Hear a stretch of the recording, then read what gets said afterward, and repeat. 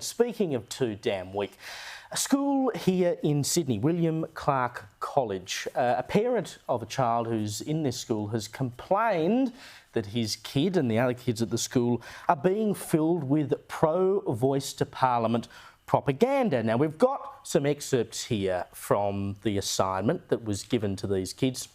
And we should note at this point, the lawyers want me to tell you that the school denies that they were doing pro-voice work here. But I think if you have a look at what they've given to them, you can make up your own mind.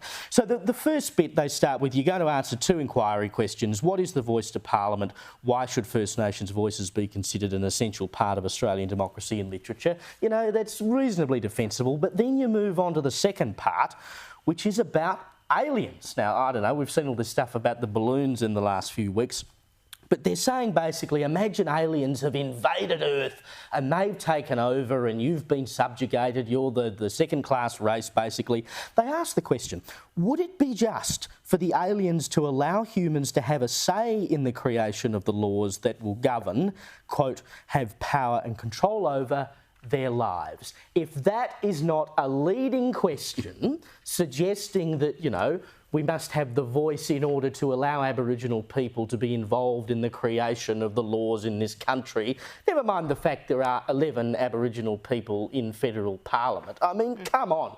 This is what kids are being taught, or more to the point, fed political propaganda.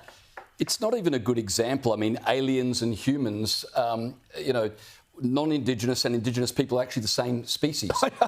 It's a ridiculous example. I've got to say, my son went to Clarke College. It's a very good school.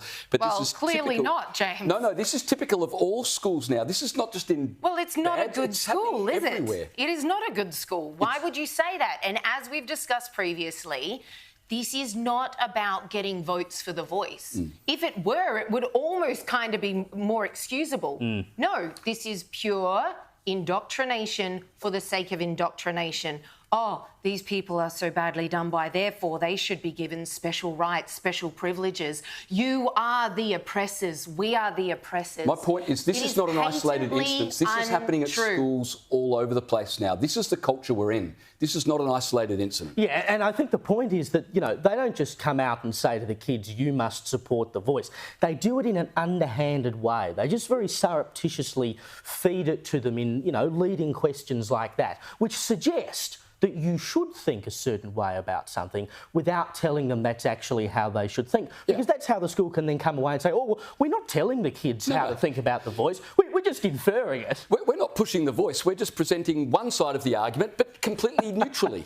It's unbelievable.